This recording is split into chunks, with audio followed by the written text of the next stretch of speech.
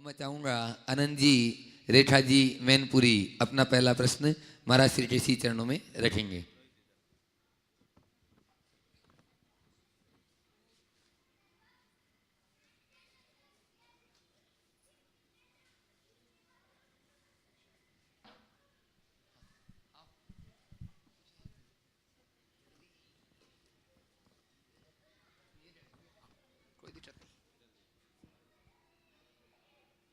जैन धर्म के अंदर वीतरागता ही पूज्य है।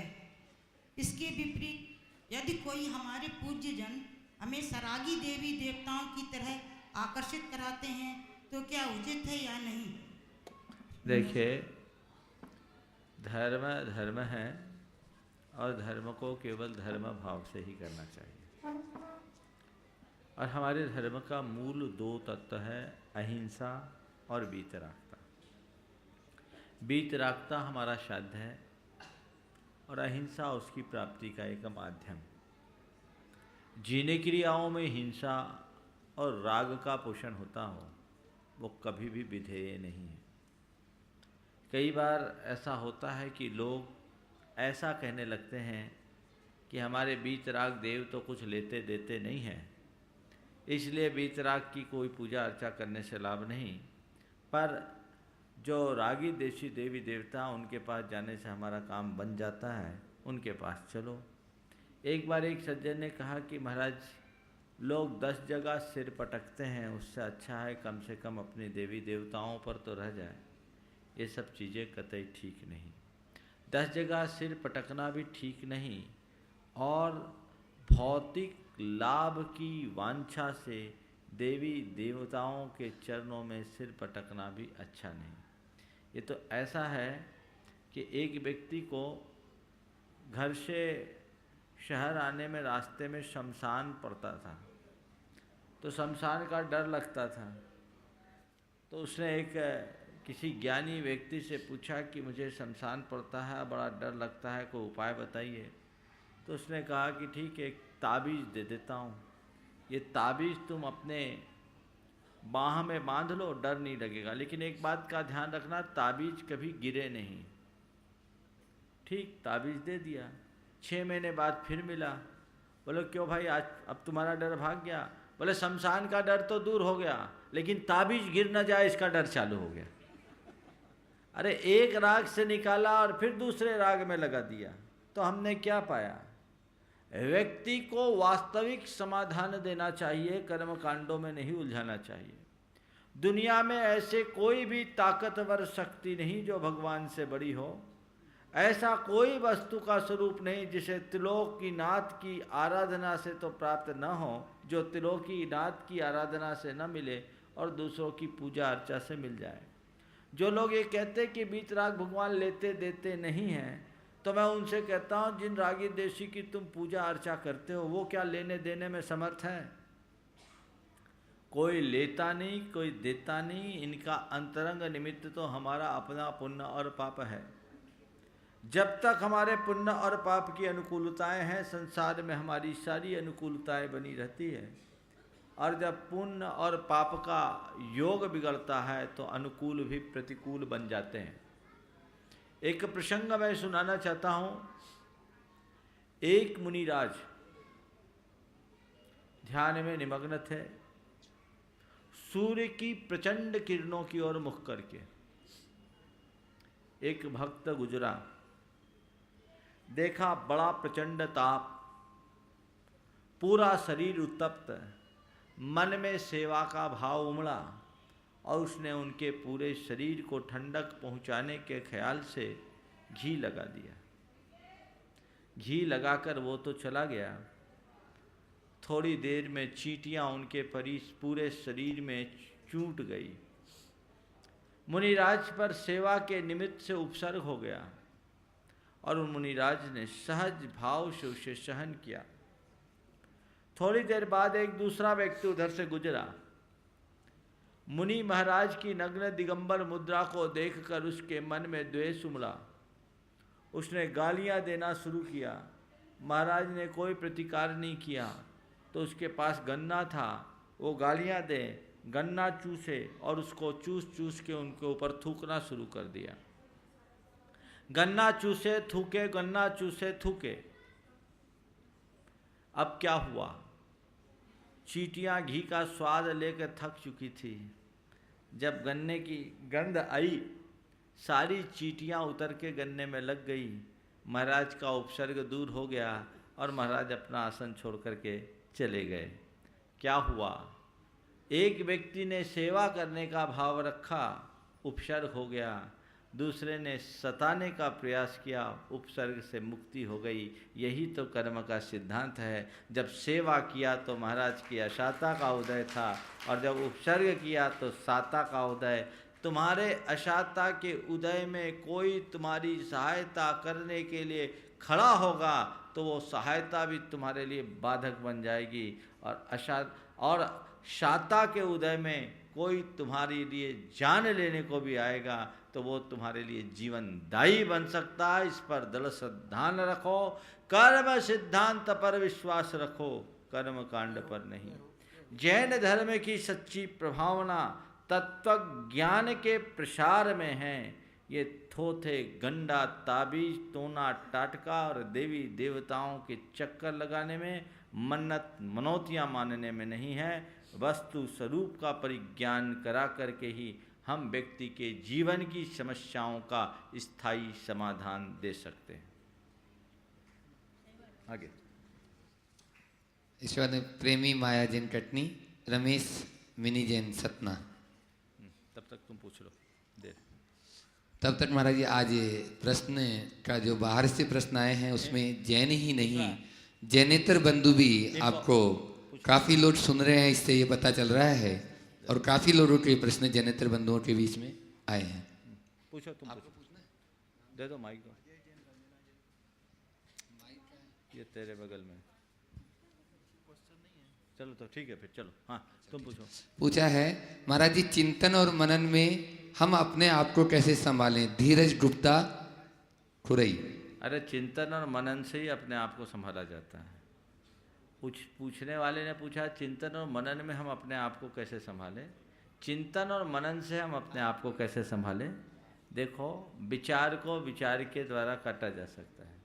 हमारे मन में जब ऊल जलूल विचार आते हैं तो हमारा मन भटकता है, लेकिन उस ऊल जलूल विचार से ग्रसित मन को हम सही दिशा दे देते हैं तो हमारे जीवन में बहुत कुछ समाधान प्रकट हो जाता है। तो रहा सवाल, मन में जब ऊल जलूल विचार आने लगे तो उस घड़ी हम अपने मन को कैसे संभालें? शायद प्रश्नकार का मनोभाव यही होगा कि उल्टे सीधे विचार से जब मन हमारा उद्वेलित होता हो तो उस घड़ी में हम अपने मन को कैसे संभालें? मन को संभालने के दो उपाय हैं। पहला, सम्यक दिशा दर्शन, प्रवाह परिवर्तन, और दूसरा सम्यक दिशा दर्शन। तुम्हारे दिमाग में जब उल्टी सीधी बातें आने लगे तो अपने दिमाग के डायरेक्शन को बदलो। जैसे एक नदी है, नदी में पानी का तेज प्रवाह आता हो, बाढ़ हो, उस घड़ी में उस पानी को रोक पाना मुश्किल है। लेकिन बाढ़ में बहने वाली उस नदी के पानी को यदि नहरों में डाइवर्ट कर दिया जाए तो वो कल्याणकारिणी बन जाती है। तो ऐसे ही जब हमारे मन में विचारों का प्रबल उद्वेग आता हो, उस घड़ी अपने मन को रोकना बहुत मुश्किल है। तो उस समय हमें चाहिए कि हम कुछ दूसरे काम में अपने मन को लगा दें। कुछ अच्छा पढ़ने में लगा दें, कुछ अच्छा सुनने में लगा दें, कुछ अच्छा देखने में लगा दें, या जिनसे हमारा मन मिलता उनसे बात करने में लगा दें। तो एक बारगी हमारे मन का उद्वेग शांत होगा। फिर उसके बाद अपने मन को सम्यक दिशा दर्शन दे, अपने मन को एडवाइस दे और मन से खुद कहें कि ये जो विचारधारा है ये मेरे लिए ठीक नहीं, इसका परिणाम अच्छा नहीं, इसका अंजाम बुरा है, मुझे यहाँ सावधान होने की आवश्यकता है। यदि इस तरीके से अपने मन को आप डायरेक्शंस देना शुरू करेंगे तो आपका मन आपके डायरेक्शंस को न केवल सुनेगा, अपितु फॉलो भी करेगा। और जैसे ही मन आपकी बात को मानना शुरू कर देता है, आपके अंदर जो विचारों का उद्वेग है सहज रूप से शांत हो जाता है और इसी के बल पर जीवन की गाड़ी आगे बढ़ती है। प्रेमी मायाजी जैन कटनी, उसके बाद रमेश मिनी जैन सतना। तैयार रहे इंजीनियर रमेश जी, मिनी जैन सतना। बोलो। नमोस्तु महाराज। बोलो। महाराज श्री, मेरा प्रश्न है, अभी कुछ दिन पहले आचार्य श्री जी के पास में, आचार्य श्री विद्यासागर जी के पास में विदिशा गया था देवोदय महासंघ के लिए, पशुओं के उपकार के लिए। वहाँ एक बड़ा विधान का आयोजन हुआ, तो उसी के समापन के दिन गया था। आचार्य श्री ने उस दिन एक बात कही कि गाय को धवल ग्रंथ में स्थान दिया गया है। तो मेरा प्रश्न ये है कि जैसे और भी पशु हैं, भैंस है, बकरी है, तो ये इस आशय का प्रश्न पहले भी आया हुआ है। मैं आपको इतना ही कहना चाहता हूँ, हमें तो प्राणी मात्र के प्रति दया रखने का भाव होना चाहिए। धवला का जो आप उल्लेख कर रहे हैं, धवल ग्रंथ में ऐसा आया है, या श्री सा गौ, ऐसा आचार्य वीर सेन महाराज की उक्ति। तो गौ को हमारी संस्कृति में बहुत प्रधानता दी गई, इसलिए कि माँ के दूध छूटने के बाद हमारा लालन पालन गाय के ही आश्रित होता है। और गाय का मनुष्य के जीवन के साथ बहुत गहरा संबंध है। खेती से लेकर, दूध से लेकर अनाज तक सब गाय के माध्यम से, गोधन के माध्यम से प्राप्त होता है। इसलिए हमारे यहाँ बल दिया गया कि सबको आप पूरी तरह से संभालो तो बहुत अच्छी बात है, पर सबको न संभाल सको तो कम से कम गोवंश को तो संभालो। चलिए आगे। नमोस्तु महाराज। मेरा प्रश्न है महाराज जी के, मैं नित्य पूजा नहीं कर पाती, तो भाव पूजा पढ़ने में कोई? नित्य पूजा नहीं कर पाती किसी मजबूरी वश, तो जो आप कर पाती हो वो करो। चलो। बीच में गैप नहीं करें। इंजीनियर रमेश जी, उसके बाद में अनिल अमिताई जैन दुर्गापुर। तैयार है। परम पूज्य गुरुवर के आशीर्वाद से आज पर्वतराज शिखर जी की वंदना स्वानंद संपन्न हुई। प्रश्न उसी से संबंधित है। शिखर जी की वंदना करते जब लौट रहे थे तो रास्ते में जो पैसे मांगने वाले बहुत से लोग रहते हैं, और जैसे वे यात्रियों को देखते हैं तो भजन गाना या रामोकार मंत्र पढ़ना शुरू कर देते हैं। हालांकि उनका उद्देश्य पैसा अर्जन ही करना रहता है क्या, लेकिन जब रामोकार मंत्र का उद्देश्य या पारा बाबा का भजन वो करते हैं तो उनको कुछ पुण्य अर्जन होता होगा कि नहीं? देखिए, पुण्य और पाप का संबंध है क्रिया से नहीं, भाव से। निश्चित कोई व्यक्ति अपने मुख से भजन गाता है, नमोकार जपता है, तो उसके मुख से उच्चारित यह जो प्रवृत्ति है तो अच्छी, लेकिन उसका उद्देश्य क्या है? भगवान का स्तवन है या पैसे का अर्जन? यदि उद्देश्य भगवान के स्तवन से जुड़ा है तो निश्चित पुण्य का बंध होगा, और उनका उद्देश्य यदि केवल पैसे का अर्जन है तो वो पुण्योपार्जन का निमित्त नहीं बन सकता। तो पुण्योपार्जन के लिए दृष्टिकोण साफ होना चाहिए। आप क्या उद्देश्य लेकर के चल रहे हैं? फिर आप कह सकते हैं क्या महाराज पाप लगेगा? पाप नहीं लगेगा, अर्जित होगा तो उसका योग शुभ है, तो यत्किंचित पुण्य ही होगा, लेकिन क्षीण पुण्य होगा, प्रगाढ़ पुण्य नहीं होगा। उसका जो लाभ उसे मिलना चाहिए, जितना मिलना चाहिए उतना नहीं मिलेगा। अब मैं आमंत्रित कर रहा हूँ गुणायतन के शिरोमणि शरण श्रीमान अनिल अमिताई जैन दुर्गापुर, उसके बाद में अशोक राजमती जैन नागपुर। तैयार है। महाराज श्री नमस्ते। महाराज श्री, मेरे शंका थी कि मतलब हम उद्योग लगाते हैं, उसके अंदर हिंसा भी होती है, तो फिर हमको मतलब क्या करना चाहिए कि जो मतलब उस हिंसा से? बहुत अच्छा प्रश्न पूछा है। अब मेरा उत्तर सब लोग तुम लोग सुनने लगोगे तो अपना अपना उद्योग बंद करना पड़ेगा, समझ गए? और इसी हिंसा के डर से तो हम लोग साधु बने हैं, लेकिन ठीक गृहस्थ हैं। 4 प्रकार की हिंसा बताई गई है: आरंभी हिंसा, उद्योगी हिंसा, संकल्पी हिंसा, आरंभी हिंसा, उद्योगी हिंसा, विरोधी हिंसा। गृहस्थ के द्वारा संकल्प पूर्वक अपने स्वार्थ की पूर्ति के लिए मनोरंजन आदि के निमित्त से यदि कोई व्यक्ति हिंसा करता है तो उस हिंसा को संकल्पी हिंसा की श्रेणी में रखा गया है। यह हिंसा सर्वथा त्याज्य है, कहीं से क्षम्य नहीं। तो इस हिंसा से बचना चाहिए। अपने शौक़ की पूर्ति के लिए जो हिंसा करते हैं, खान पान के लिए जो हिंसा करते हैं, या अपने और रहन सहन की क्रियाओं में जो हिंसा होती है, धर्म के नाम पर जो युद्ध और बलि आदि चढ़ा कर हिंसा होती है, सब संकल्पी हिंसा है, ये त्याज्य है। जैन धर्म में इसका सर्वथा निषेध है। अब रहा सवाल आरंभी, उद्योगी और विरोधी हिंसा का। तो अब घर गृहस्थी के कार्यों में जो आपकी हिंसा होती, नहाने धोने से लेकर जो भी सुबह से शाम तक की क्रियाओं में, इसको बोलते हैं आरंभी हिंसा। इसमें आप बच नहीं सकते, पर इसके लिए कहा गया है यथासंभव सावधानी रखें। तीसरा है उद्योगी हिंसा, जो आप अपनी जीविका के निमित्त करते हैं। व्यापार धंधा करें, उद्योग चलाएं, जो कुछ भी चलाएं, इसमें उद्योगी हिंसा होती है। और चौथा है विरोधी हिंसा। चौथी हिंसा विरोधी हिंसा, जहां अपने धर्म, अपनी संस्कृति, अपनी समाज, अपनी परंपरा, अपने कुटुंब, अपने परिवार या हमारे खुद के व्यक्तिगत स्वत्व और स्वामित्व पर कोई आघात पहुंचाए, हमारे अस्तित्व और अस्मिता को कोई नुकसान पहुंचाने लगे, तो उस समय अपनी रक्षा के लिए जो हिंसा की जाती है उसका नाम है विरोधी हिंसा।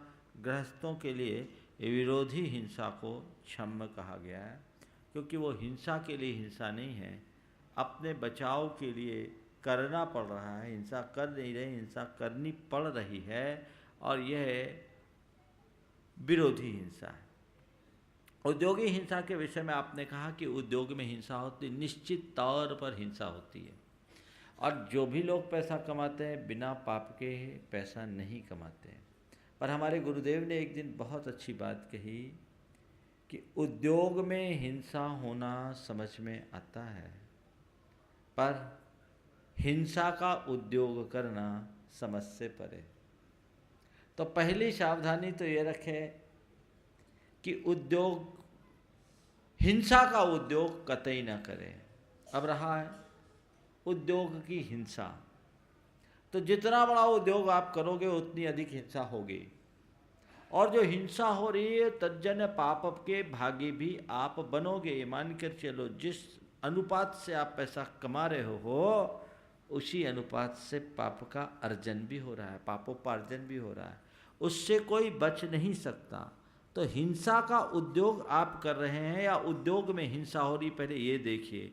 हिंसा का उद्योग तो कतई स्वीकार्य नहीं होना चाहिए, और उद्योग में हिंसा हो रही है तो कोशिश करें मेरी हिंसा अल्प से अल्पतम हो।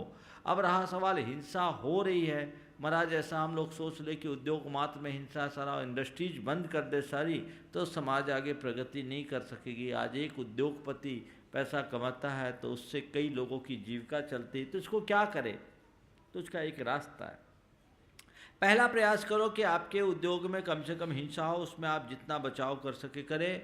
और दूसरी बात, जिस अनुपात से आप पैसा कमा रहे हो उसी अनुपात से दान धर्म करके, पारमार्थिक कार्य करके उस पाप को बैलेंस बना लो। आजकल तो सरकार भी CSR के तहत सारे उद्योगपतियों को कुछ पारमार्थिक कार्य करने के लिए कहती है ना, क्या? हाँ, कुछ परसेंटेज मांगती है। क्या है? CSR, हाँ, 5% मांगती है। तो सरकार को 5% देने को तैयार हो, हाँ, प्रॉफिट का। तो त्रिलोकीनाथ के दरबार में भी 1% उसके हिसाब का 1% दे दो तो तुम्हारा बैलेंस बना रहेगा। नहीं तो पैसा तो तुम छोड़ के जाओगे, पाप साथ में लेकर के जाना पड़ेगा।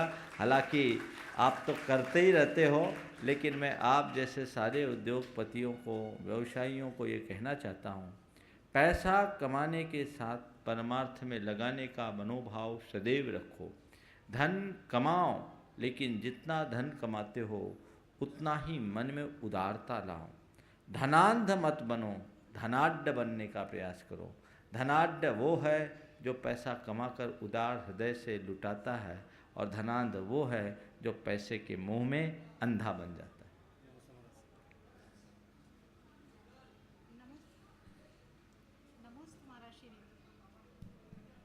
मेरा प्रश्न ये है कि जैसे आजकल बदलते परिवेश में खास तौर से विजातीय शादियां होने लगी हैं, तो जैन लड़कियां दूसरे धर्मों में चली जाती हैं तो उनका धर्म तो बहुत ही ना के बराबर रह जाता है, तो उन लड़कियों के लिए कुछ दिशा निर्देश आप दीजिए। मैं कई बार इस विषय में बोला और मैं तो कहता हूँ हर 8 दिन में एक बार इस आशय का प्रश्न होना चाहिए।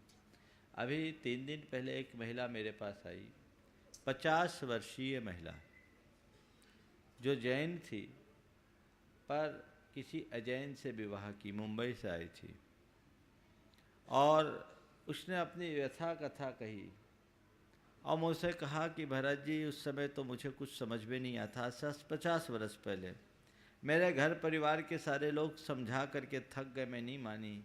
आज मुझे लगता है कि मैंने अपने जीवन की बहुत बड़ी भूल की, ये मेरे जीवन की एक बहुत बड़ी दुर्घटना हो गई।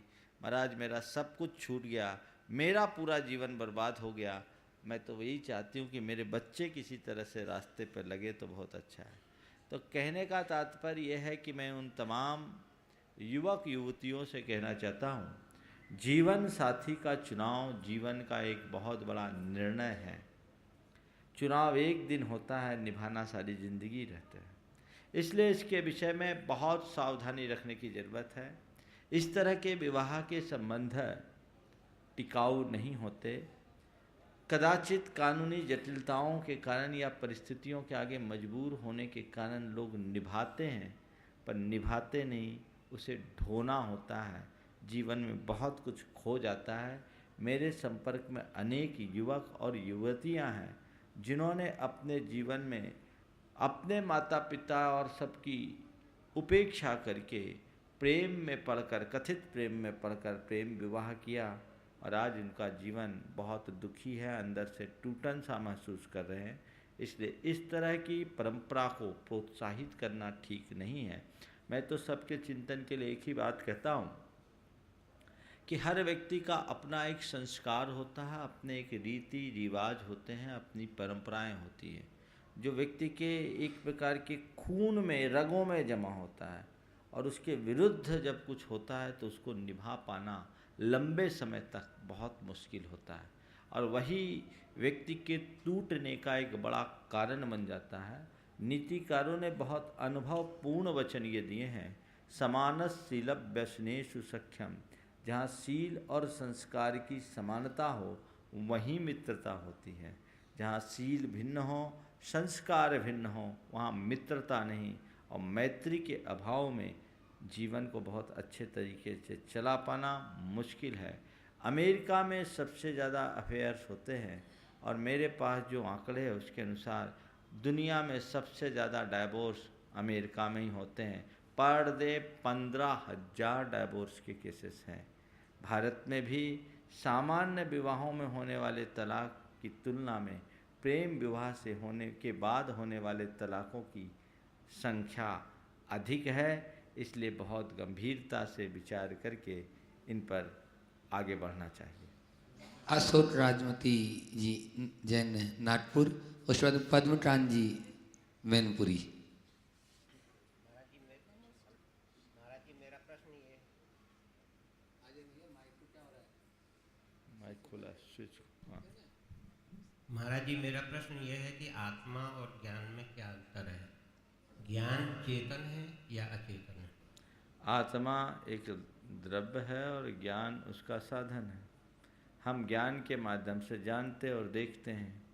अगर देखा जाए तो हमारी चेतना की अभिव्यक्ति ज्ञान के ही माध्यम से होती है।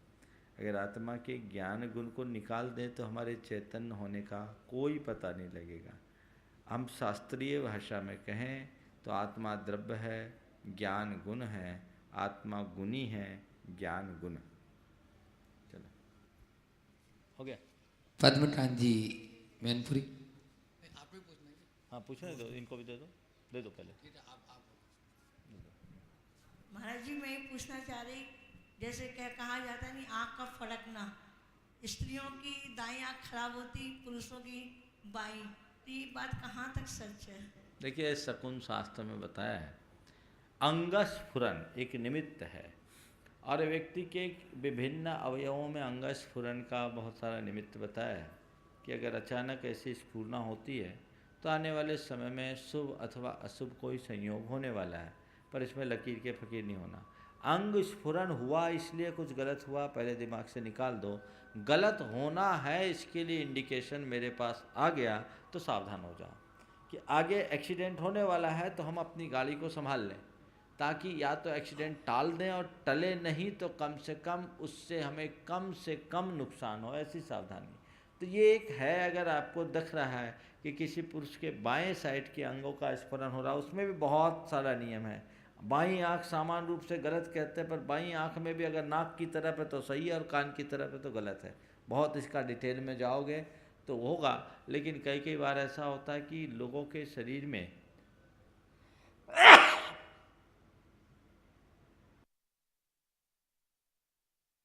गैस्ट्रिक प्रॉब्लम के कारण भी इस तरह से अंगों की स्फुरना होने लगती है, तो लोग घबरा जाते हैं। घबराना नहीं चाहिए। अगर इस तरह के कुछ हो भी तो यथासंभव भगवान का नाम लो, सब ठीक हो जाए। पद्मकांत जैन मैनपुरी, उसके बाद में प्रेरणा सेठी कोलकाता और कमलेश प्रभा जैन फरीदाबाद। क्या महाराज जी हम लोगों को डोली पे बैठकर पर्वतराज की वंदना करना उचित है क्या? देखिए पर्वतराज की वंदना आप कैसे भी करें, डोली पे बैठ के करें या पैदल करें। पाँव पैदल करें तो बहुत अच्छा है। अब डोली पर वंदना करें तो डोली पर वंदना करने को पाप नहीं कह सकते, क्योंकि उससे उनकी जीविका चलती है। पाप तब होगा जब आप उनको सही द्रव्य लाभ नहीं देंगे। लेकिन कुछ लोगों का जो सोचना है कि पैदल दूसरों के कंधे पर लद कर पैदल वंदना करने से अच्छा हम नीचे की वंदना कर ले। कई लोग ऐसे हैं जो नीचे की वंदना कर लेते, ये भी एक दृष्टिकोण है। तो आप नीचे से भी वंदना कर लेते हैं। अगर जीवन में पहले ऊपर जाके वंदना कर लिए तो मेरी दृष्टि में कोई बुराई नहीं। आगे आओ ना, क्या हुआ प्रेरणा? सोच रहे हैं आप तो। प्रेरणा सेठी, कमलेश प्रभा जैन फरीदाबाद, रुपेश जैन भोपाल और योगेश पांडे गोंडा यूपी। नमस्ते महाराज जी। महाराज जी मेरा स्वाध्याय का नियम है और घड़ी में जैसे ही 6 बजता है हम लोग का घर का टीवी ऑन हो जाता है और बस 6 से 7 हम लोग सिर्फ आप ही का वो शंका समाधान देखते हैं। और अगर उस टाइम कोई डिस्टर्बेंस भी करता है ना तो हो गया तुम्हारा आशय, समझ गया। इसी का नाम इसका भी नाम स्वाध्याय। चलो ये पृच्छना नाम का स्वाध्याय, जिनके स्वाध्याय का नियम है अगर शंका समाधान अटेंड करते हैं तो इसे स्वाध्याय मान करके करें। चलिए आगे दूसरे को बोले। नमस्ते महाराज। मेरा एक प्रश्न है और उस प्रश्न के पहले भी एक और प्रश्न है। वो मेरा नहीं, मेरे भाई एक भिलाई में रहते हैं जिनका मेरे ऊपर बहुत अधिकार है और गुणांकन के वो सदस्य भी हैं।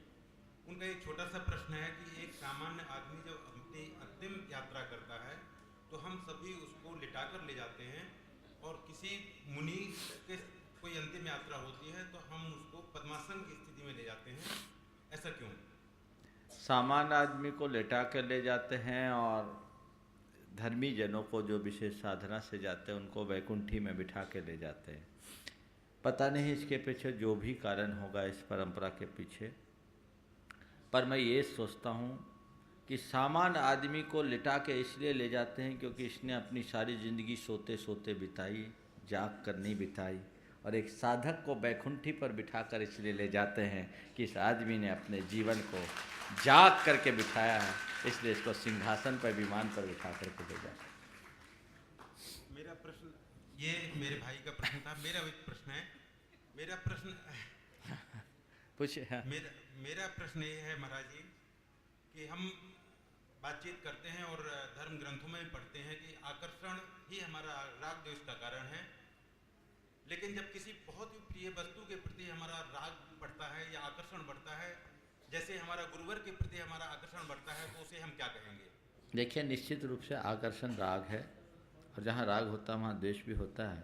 राग संसार का कारण है, लेकिन आकर्षण एक शुभ राग है, एक अशुभ राग है।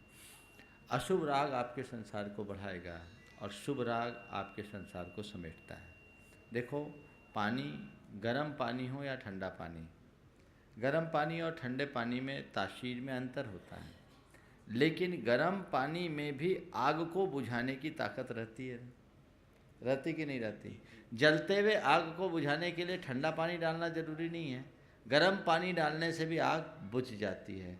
तो साधु जनों का राग, धर्म का राग गर्म पानी जैसा है जो संसार की आग को बुझाने वाला है, इसलिए इसके लिए सोचने की ज़रूरत नहीं। दुनिया के राग को ख़त्म करने के लिए तुम्हें इधर का राग जोड़ना होगा, और इस राग के बाद एक मौका ऐसा आएगा जिसमें अपने वस्तु स्वरूप का ज्ञान करोगे, अपनी आत्मा की पहचान करोगे, तो तुम्हें फिर उस राग से भी ऊपर उठने का अवसर प्राप्त होगा। रुपेश जैन भोपाल, उसके बाद योगेश पांडे यूपी। महाराज श्री नमोस्तु।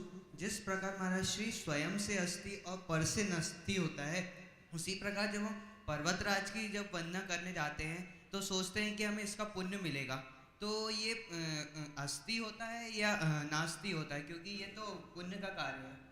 पुण्य का कारण है ना, तो पुण्य के कारण में अस्थि भी स्व की अपेक्षा ही है, पर की अपेक्षा नहीं। पुण्य भी आपको है, पर को नहीं। समझ गया ना? चलो चलिए, योगेश पांडे जो सबको आज तक चैनल पर दिखा रहे हैं, वो आज प्रश्न महाराज श्री के श्री चरणों में रखे। उसके बाद में नैन्सी जैन सूरत, मार्गी जैन सूरत। हम रामचंद्र जी को पूछते हैं तो जैन धर्म रामचंद्र जी को किस रूप में मानते हैं? देखिए, जैन धर्म में रामचंद्र जी को एक महापुरुष के रूप में गिना गया है। जैन परंपरा के अनुसार श्री राम 8वें बलभद्र थे। बलभद्र मोक्षगामी जीव हुए और जैन धर्म के अनुसार उन्होंने मुक्ति को पाया। रामचंद्र जी भारतीय परंपरा में एक लोक पुरुष की तरह प्रतिष्ठित हुए। अब विभिन्न परंपराओं में उन्हें अपने अपने तरीके से पूजा गया, मान्यता दी गई। हमारे हिसाब से वो एक मर्यादम पुरुषोत्तम रहे। जैन धर्म में रामचंद्र जी के 3 रूप देखने को मिलते हैं, एक राजा राम का, एक मुनि राम का और एक भगवान राम का। जब वो राजासीन रहे तो एक मर्यादा पुरुषोत्तम की तरह हमारे बीच आदरित रहे। जैन धर्म में सराग अवस्था में आदर को तो दिया जाता है पर पूजा नहीं की जाती। जैन परंपरा के अनुसार रामचंद्र जी ने अपने जीवन के उत्तरार्ध में दिगंबरी दीक्षा लेकर मुनि बनकर कठोर तपस्या की। वो मुनि राम का रूप है और उसी तपस्या के परिणाम स्वरूप वो अपनी आत्मा का अंतर मंथन किए, केवल ज्ञान प्राप्त किए, मोक्ष गए। मांगी तुंगी से उनको मोक्ष की प्राप्ति हुई तो हमारे लिए भगवान राम हो गए। जैन परंपरा में रामचंद्र जी का वही स्थान है जो हमारे अन्य सिद्धों का है, जो बीतराग राम है। तो बीतराग राम कहो, महावीर कहो, ऋषभ देव कहो, नाम कुछ भी कहो, स्वरूप बीतराग होना चाहिए। जैन धर्म में उन्हीं की पूजा की जाती है। मार्गी जैन, नैन्सी जैन सूरत, उसके बाद श्रीमती चंद्रकला पाटनी रांची। नमस्ते महाराज जी। महाराज जी, मेरा क्वेश्चन है कि जब यहाँ पे एक मंदिर जी में लिखा है, ड्राइंग किया हुआ है कि बाहुबली भगवान ने 1 साल तक अंगूठे पे खड़े होके ध्यान किया था, तो ये क्या सच है? हाँ, पुराणों में ऐसा आता है कि 1 साल तक एक ही जगह खड़े रहे और धरती पर उनके मन में अंगूठे पर खड़े रहने की बात तो नहीं, लेकिन ऐसा कहा जाता है कि उनके मन में एक विकल्प था कि मैं भरत की भूमि पर खड़ा हूँ, और वो उनके अंदर का शल्य बाद में दूर हुआ, तब उन्हें केवल ज्ञान हुआ। चलिए, पंडित प्रमोद जी जैन पुणे, श्रीमती चंद्रकला पाटनी रांची। महाराज जी, जैसे ये भरत क्षेत्र है, 5 भरत क्षेत्र है, तो ये भरत क्षेत्र में जैसा माहौल रहता है वैसा ही और भरत क्षेत्र में रहता होगा? हाँ, सभी भरत क्षेत्रों में एक जैसा ही माहौल होता है। धार्मिक, सामाजिक माहौल सब वही रहता है। टेक्नोलॉजी में शायद चेंज हो सकता है।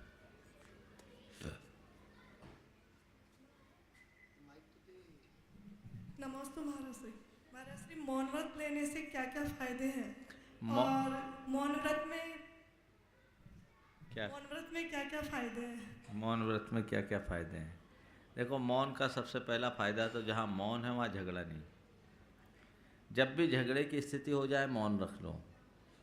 मौन को बहुत बड़ी साधना कही गई। कहा गया है कि बोलना यदि स्वर्ण है तो मौन रहना आभूषण है, स्वर्णाभूषण। मौन की अपार महिमा है और ये बात सच है कि कि बोलते समय किसी का कल्याण नहीं हुआ, कल्याण केवल उनका हुआ जो मौन हो गए। मौन होने से हमारी आधी प्रवृत्तियाँ रुक जाती है, मन की, वचन की, शरीर की। मैंने कई बार मौन की साधना की और ये मैंने पाया कि जब भी हमने मौन की साधना की है, हमारी प्रवृत्तियाँ अंदर से घटती है, बहुत घटती है। और जितनी अधिक प्रवृत्तियाँ कम होती है, हमारे अंदर के विकल्प उतने शांत होते हैं। उस विकल्प की शांति से हमारे अंदर एक अलग प्रकार की एनर्जी भी प्रकट होती है, कार्य करने की क्षमता भी विकसित होती है। इसलिए मौन का अभ्यास जरूर करना चाहिए, एक लंबा अभ्यास होना चाहिए। लेकिन मौन का मज़ा कब है? जब अंदर से मौन हो। कई बार लोग मौन तो ले लेते हैं, लेकिन उससे ज़्यादा इशारे से और स्लेट पर लिख करके बोल लेते हैं। तो इशारे और स्लेट से लिख करके जो बोलने की प्रवृत्तियां हैं, वो व्यक्ति को विकल्प में डालेंगे। मौन मैंने क्यों लिया?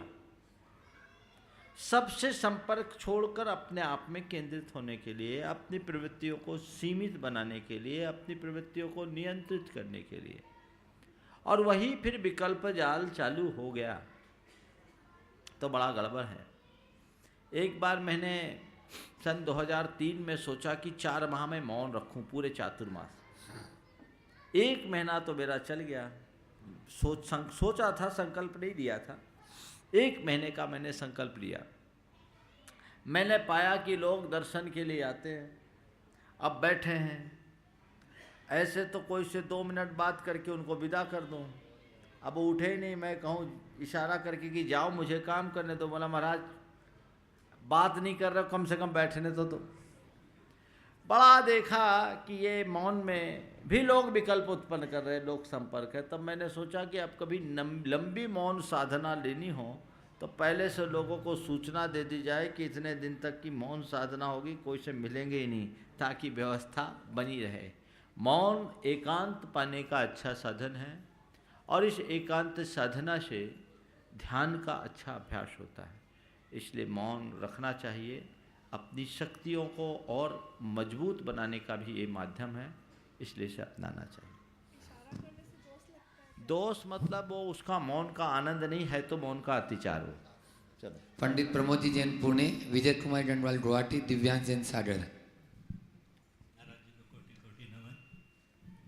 मैं ये पूछना चाहता हूँ महाराज जी कि भगवान पुष्पनाथ से लेकर शांतिनाथ भगवान के मध्य में, भगवान पुष्पनाथ भगवान से लेकर और शांतिनाथ भगवान तक बीच में धर्म की विच्छेद क्यों होता रहा? यह हुंडाओ सर्पनी काल के दिन। चलिए। विजय जी डंडवाल गुवाहाटी, दिव्यांश जैन सागर कार्ड पैलेस।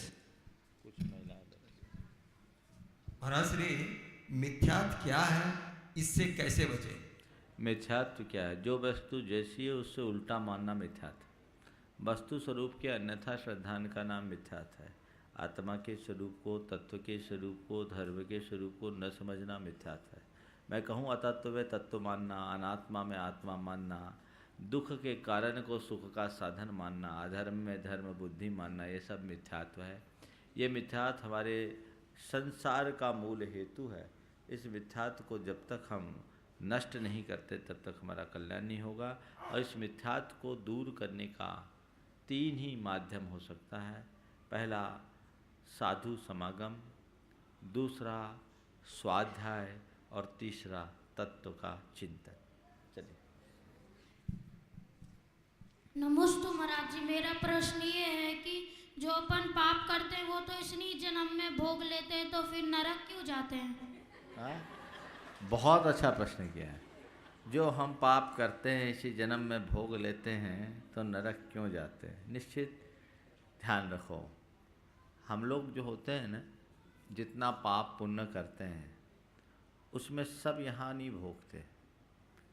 संसारी प्राणी की दशा कैसी है पता है?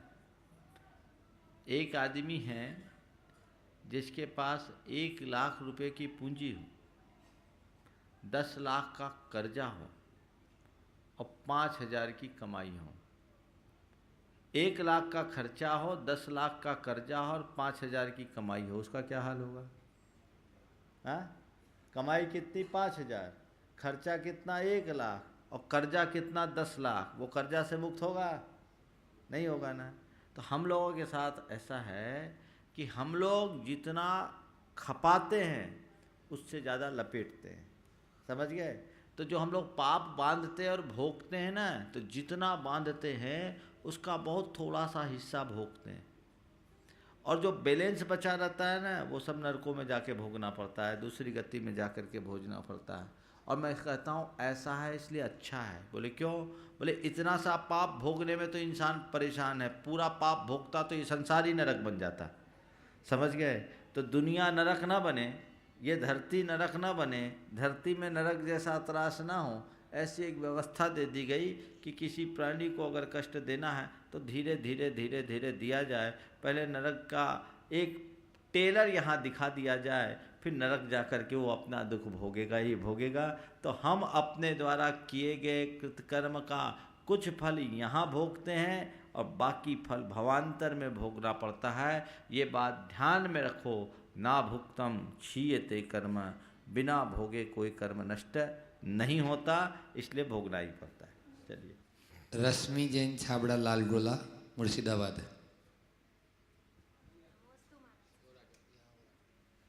नमोस्तु महाराज श्री, मेरा प्रश्न ये है कि हम आने वाले सुख संपत्ति सुविधाओं की कल्पना में जीते हैं और खुश होते हैं, तो क्या उसमें भी परिग्रह का दोष लगता है? हाँ, भरपूर परिग्रह का, शेख चिल्लियों जैसा हाल हो जाता है, इसलिए बचना चाहिए। वो मुझे दे दो, उनको ले लो। कुछ भाइयों के और प्रश्न आए हैं। एक ने पूछा, हमें पता है कि आत्मा और शरीर अलग है, फिर भी हमें आत्मा का अनुभव क्यों नहीं हो पाता? पता तो है, लेकिन ऊपर से पता है, अंदर से पता नहीं है। शरीर अलग है, आत्मा अलग है, ये हमने सुन लिया और मान लिया, ये एक अलग चीज़ है। और शरीर से भिन्न आत्मा का हमने अनुभव करने का प्रयास किया, ये अलग चीज़ है। ध्यान रखना, ज्ञान और अनुभव में भिन्नता है। ज्ञान जानकारी को कहते हैं और अनुभव एक प्रकार का एक्सपीरियंस होता है। वो एक्सपीरियंस साधना में डूबे बिना नहीं मिलता।